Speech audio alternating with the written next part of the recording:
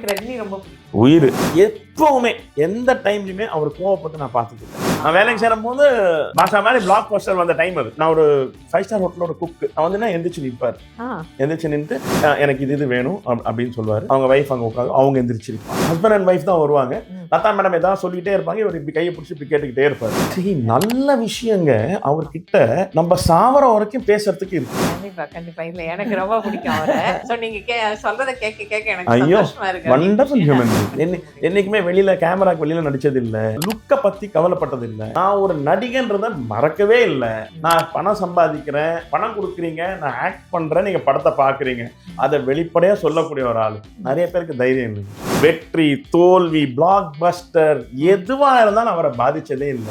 அவர் பாட்டுக்கு அந்த வேஷ்டியை கட்டிட்டு இமயமலைக்கு போவாரு, பெங்களூர் போவாரு, அந்த கண்டக்டர் டிரைவர் ராஜ்பகதூர் கூட மார்வேஷத்தை சுத்துவாரு, அவரு சந்தோஷமா இருப்பார். அந்த லெவல்ல போன பிறகு அது மாதிரி இருக்கிறது ரொம்ப ரொம்ப கஷ்டம்.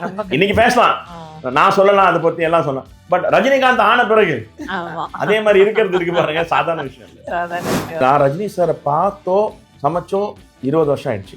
25 வருஷம். நான் சொல்றதெல்லாம் 1996 இருந்து 2001 வரைக்கும் நான் டாஜ்ல இருந்தேன். அது வரைக்கும் ரஜினி சார் எனக்கு. ஆமா, ஒரு வாட்டி என்கிட்ட ஆசைப்பட்டு பாயா வேணும் அப்படின்னாரு. பாயான்னு சொல்லிட்டு ஒரு ஹோட்டல் ஒன்று ஒரு பேர் சொல்லிட்டு அந்த ஹோட்டல்ல நல்லா இருக்கும், அது மாதிரி பண்ண முடியுமா அப்படின்னு கேட்டார்.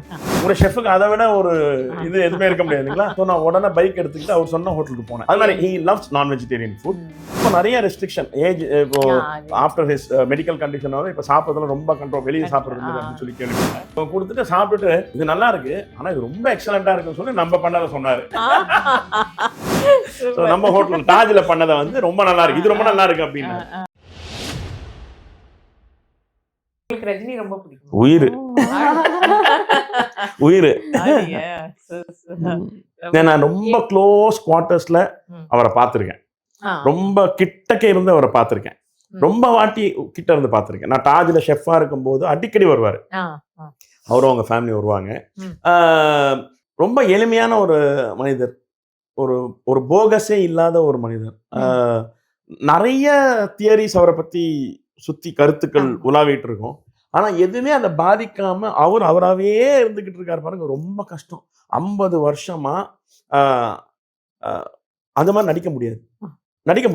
அது அப்படிதான் வாழ்ந்தாதான் அது மாதிரி இருக்க முடியும். You have to be that.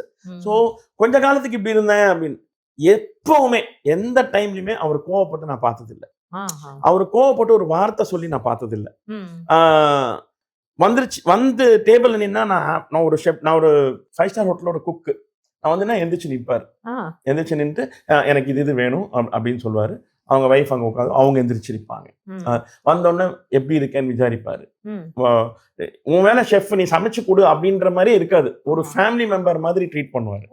யாராவது இப்போ பர்த்டே செலிப்ரேட் பண்றாங்க, யாருக்கா அவரை பார்க்கணும்னு சொன்னா எந்திரிச்சு அந்த டேபிளுக்கு போவார். He will go there. He will respect them. அவரோட பிரைவசி பண்ணனா கூட he will respect them and go there. And ரொம்ப பண்பானவர். பார்த்த போதெல்லாம் அவரோட ஃபேமிலியில தான் பார்த்திருக்கேன். அவரோட ஃபேமிலி கூட தான் பார்த்திருக்கேன். அவரோட மகள்கள் மனைவியோட தான் வந்திருக்காரு. நான் பார்த்த போது எல்லாமே நான் ஒரு 100 வாட்டி பார்த்திருப்பேன் அவர்.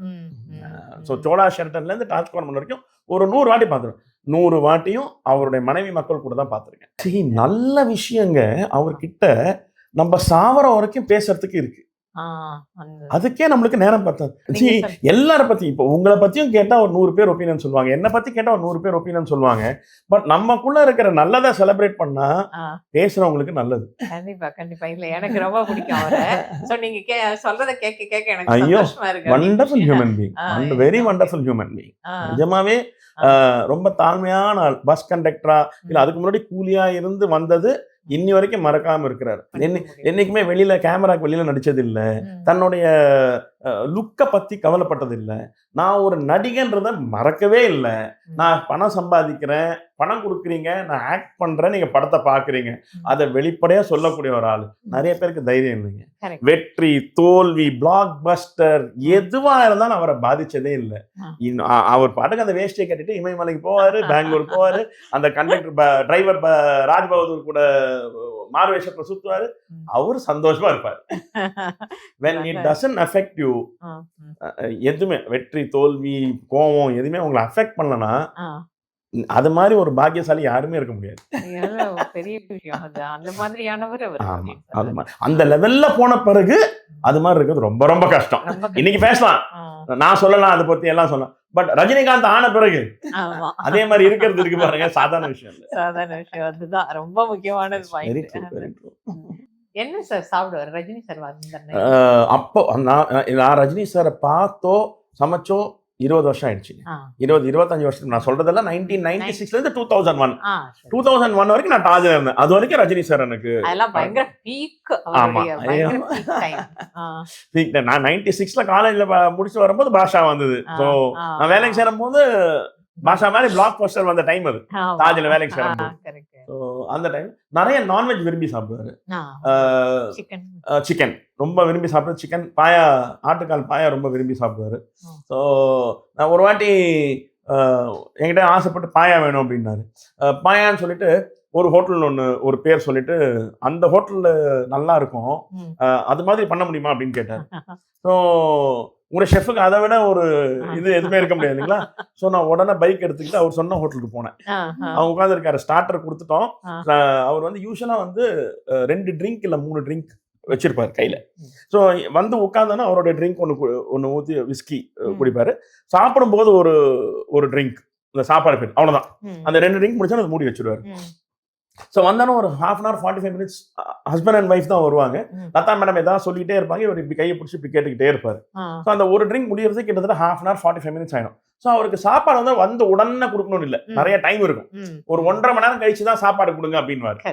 ஸோ டைம் இருக்கு. ஸோ நான் என்ன பண்ண, அந்த ஹோட்டலுக்கு போயிட்டு அவர் சொன்ன இடத்துல இருந்து அந்த பாயா வாங்கி வந்துட்டேன். பாயா வாங்கி வந்துட்டு அதை ஷெஃபுக்கு கிட்டலாம் டேஸ்ட் பண்ண சொல்லிட்டு, நம்ம இப்போ பண்றோம்னு சொல்லிட்டு நம்ம ஹோட்டல்ல டாஜ்ல பாயா ஒரு கறி ரெடி பண்ணி 2 பாயா கொண்டு போய் கொடுத்தோம். கொடுத்துட்டு சாப்பிட்டுட்டு இது நல்லா இருக்கு, ஆனா இது ரொம்ப எக்ஸலண்டா இருக்குன்னு சொல்லி நம்ம பண்ணதை சொன்னாரு. நம்ம ஹோட்டல் டாஜ்ல பண்ணதை வந்து ரொம்ப நல்லா இருக்கு, இது ரொம்ப நல்லா இருக்கு அப்படின்னு.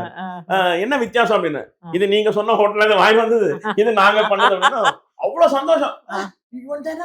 வாங்கி வந்தீங்களா, அவர் பேச தெரியல, எனக்காக வாங்கி வந்தீங்களா அப்படின்னு சொல்லி அவ்வளவு சந்தோஷப்பட்டாரு. எங்களுக்கு அவ்வளவு சந்தோஷம், நாங்க பண்ணது நல்லா இருக்குன்னு சொன்னதுனால. அது மாதிரி he loves non-vegetarian food. இப்போ நிறைய ரெஸ்ட்ரிக்ஷன், ஏஜ் இப்போ ஆஃப்டர் ஹிஸ் மெடிக்கல் கண்டிஷன் வந்து இப்போ சாப்பிட்றதுல ரொம்ப கண்ட்ரோல், வெளியே சாப்பிட்றது அப்படின்னு சொல்லி கேள்விப்பட்டேன். பட் அது ரொம்ப லிமிட்டெட். அவங்க wife and children are vegetarians. அவங்க வெஜிடேரியன் சாப்பிடுவாங்க, பியூர் வெஜிடேரியன். அவங்க பிசிபெலாபாத் மாதிரி சாப்பிடுவாங்க, ஆப்பம் அண்ட் ஸ்டியூ மாதிரி ஏதாவது சாப்பிடுவாங்க. ஆந்திரால ஒரு மிரப்பக்காய் பட்டாணி கறின்னு ஒன்று இருக்கு, அது கூட பராட்டா மாதிரி ஏதாவது சாப்பிடுவாங்க. எல்லாமே வந்து ஸ்மால் ஈட்டர்ஸ், அதிகமா சாப்பிட்றவங்க கிடையாது, ரொம்ப ஸ்மால் ஈட்டர்ஸ் மாதிரி.